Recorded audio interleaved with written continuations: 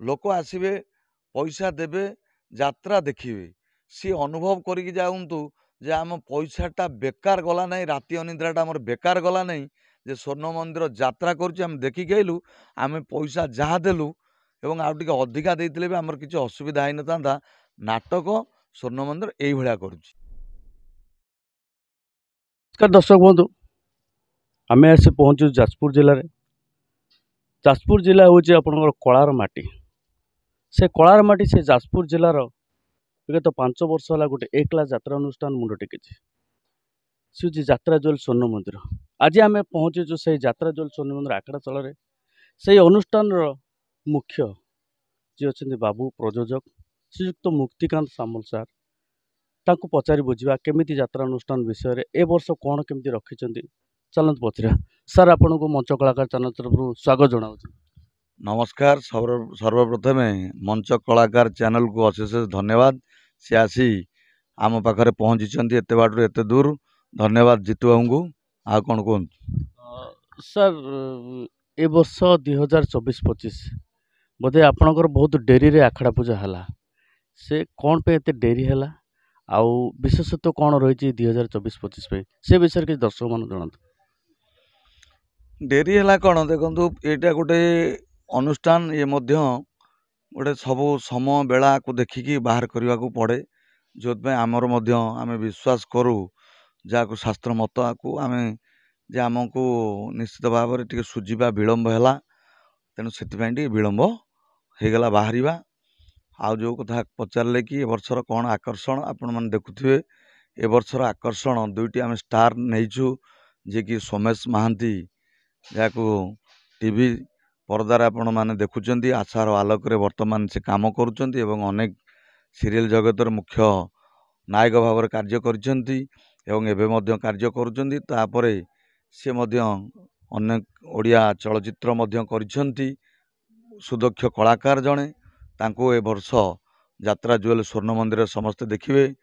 तांको सहित जो मानू जहाँ देखिए छंदिता बाड़ी जहाँ को लिसा नाम सारा ओडिशा परिचित आज से आगधाड़ी नायिका हिसाब से जाउचंती टीवी सीरियल तांकर अनेक गुड़े सीरियल वर्तमान सुधा कंटिन्यू होउछि तांको मध्य देखिए।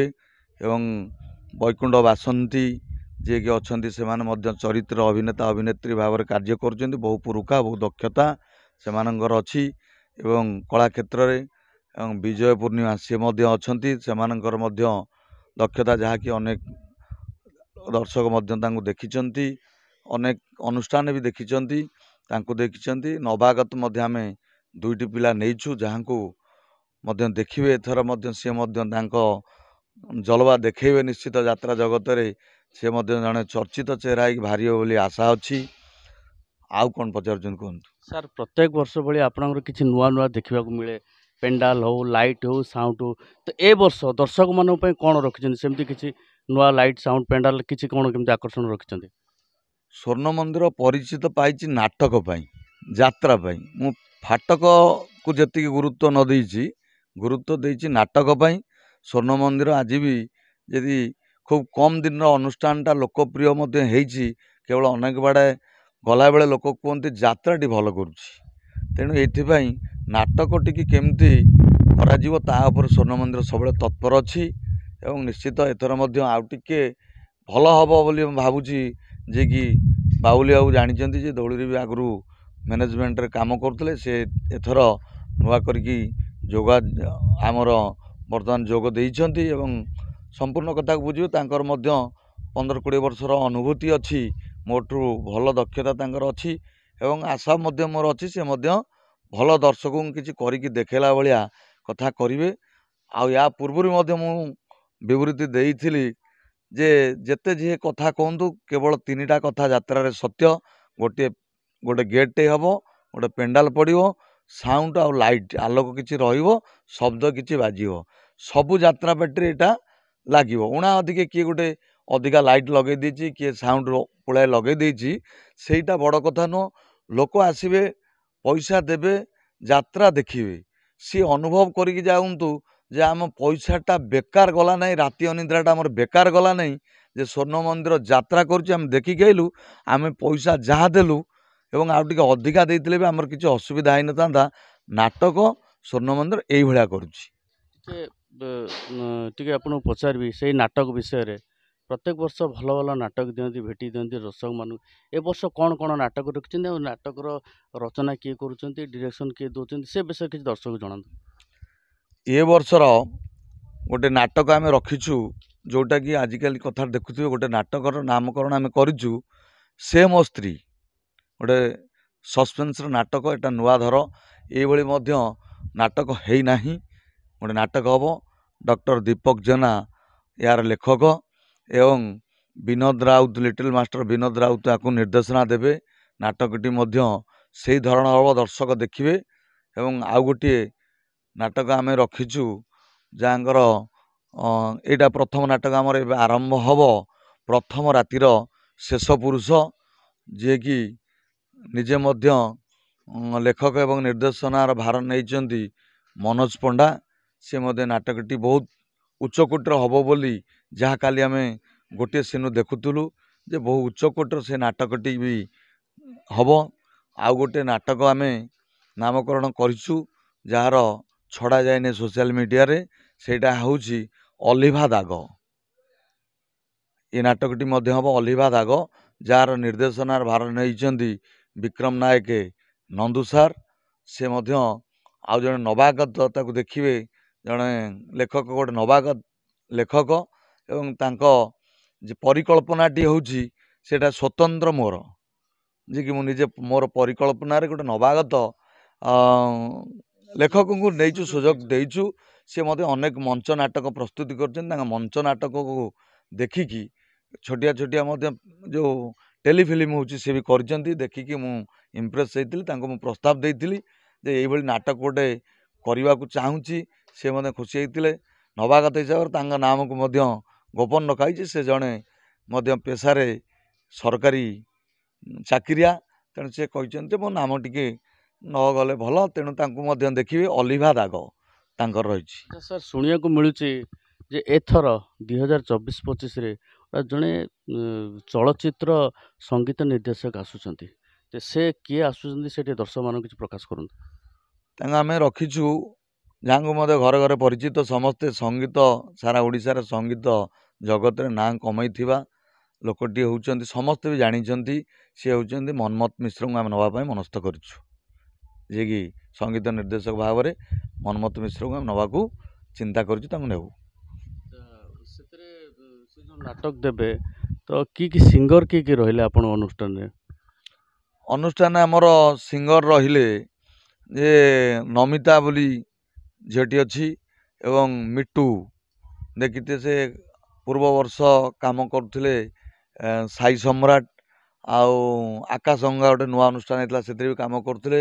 ଏବଂ ଆଉ ଆମର ସୁମନ ବୋଲି, ଯିଏକି ସେ ଗତ ବର୍ଷ ମଧ୍ୟ ଆମ ଅନୁଷ୍ଠାନ ପାଇଁ ବୁକ୍ ହେଇଥିଲା, କିନ୍ତୁ ସାଇ ସମ୍ରାଟକୁ ସେ ପଳେଇଥିଲା। ଆମର ଟିକେ ଅଧିକା ପୁରୁଣା ଆମର ସିଙ୍ଗର ମାନେ ରହିଯାଇଥିଲେ, ଯେହେତୁ ସେଠି ଜାଗା କମ୍ ହେଲା, ସେ ଯାଇଥିଲେ। ଏଥର ମଧ୍ୟ ସେ ଫେରିଛନ୍ତି ଏବଂ ତାଙ୍କର ମଧ୍ୟ ଇଏ ଦେଖିଛନ୍ତି।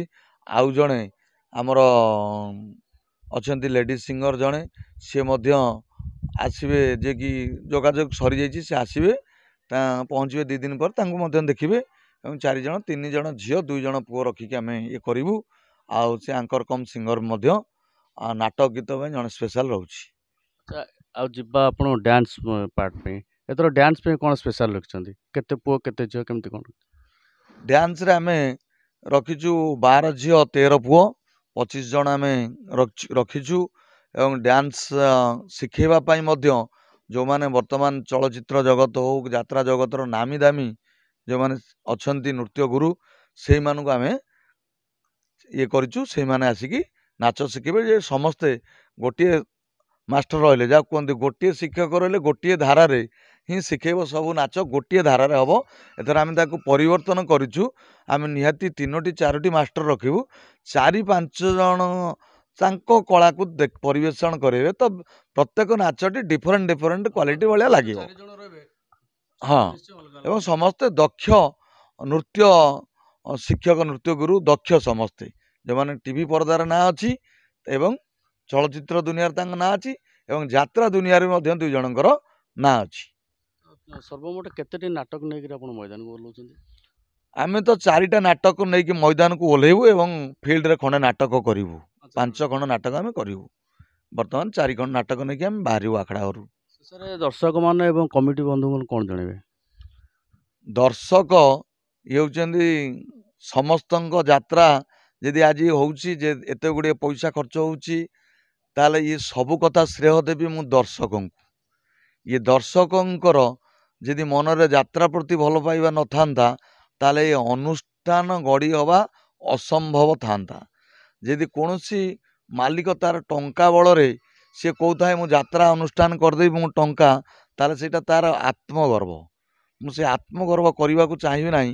କେବଳ ଦର୍ଶକଙ୍କର ଆଶୀର୍ବାଦରେ ଯାତ୍ରା ଅନୁଷ୍ଠାନଟି ଗଢ଼ି ଉଠେ।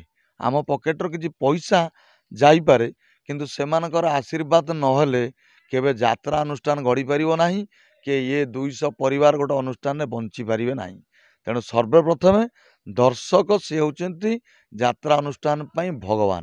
ସେମାନଙ୍କ ପାଦ ତଳେ ମୋର ମୁଣ୍ଡ ନୂଆ ପ୍ରଣାମ। ପ୍ରତ୍ୟେକ ବର୍ଷ ତ ଆପଣଙ୍କ ଅନୁଷ୍ଠାନ ଏ କ୍ଲାସ୍ ଅନୁଷ୍ଠାନ ସବୁବେଳେ ଭଲ ଭଲ କଳାକାର ରୁହନ୍ତି।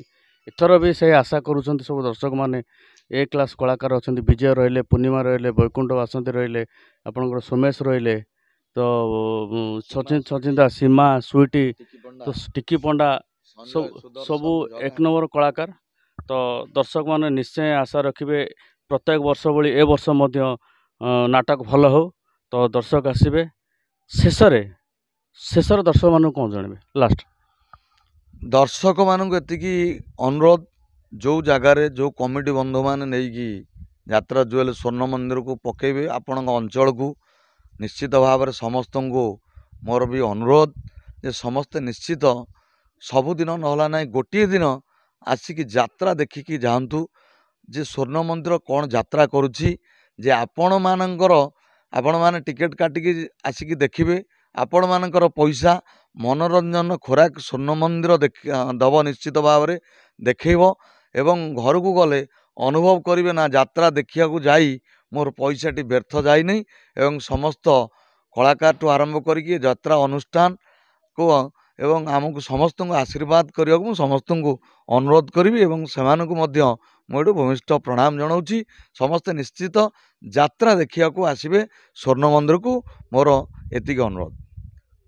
ଇଏ ଥିଲେ ଯାତ୍ରା ଜୁଏଲ ସ୍ୱର୍ଣ୍ଣ ମନ୍ଦିର ପ୍ରଯୋଜକ ମୁକ୍ତିକାନ୍ତ ସାମଲ ସାର୍। ତ ସାର୍ ମୁଁ ଆଉ ଥରେ ଆପଣଙ୍କୁ ଧନ୍ୟବାଦ ଦେବି ବହୁମୂଲ୍ୟ ସମୟ ଦେଇଥିବାରୁ। ଆପଣଙ୍କୁ ଆମ ଚ୍ୟାନେଲ ତରଫରୁ ଅଶେଷ ଧନ୍ୟବାଦ। ଧନ୍ୟବାଦ ଜିତୁ ବାବୁ, ଏତେ ବାଟୁ ଆସିଛ, ଆମକୁ ଧନ୍ୟବାଦ ଦେବ, ଆମେ ତୁମକୁ ଧନ୍ୟବାଦ ଦେଉଛୁ। ଦର୍ଶକ କମିଟି ଏବଂ ସମସ୍ତ ଯାତ୍ରାକୁ ଭଲ ପାଉଥିବା ସମସ୍ତଙ୍କ ଲୋକଙ୍କୁ ଈଶ୍ୱର ତାଙ୍କର ମଙ୍ଗଳ କରନ୍ତୁ। ଯାତ୍ରା ପ୍ରତି ତାଙ୍କର ଏଇଭଳି ମନୋଭାବ ରହୁ, ଏଭଳି ଆଶୀର୍ବାଦ ରହୁ। ଏତିକି କହି ମୋର ହେଉଛି ଜୟ ଜଗନ୍ନାଥ, ଜୟ କଳା।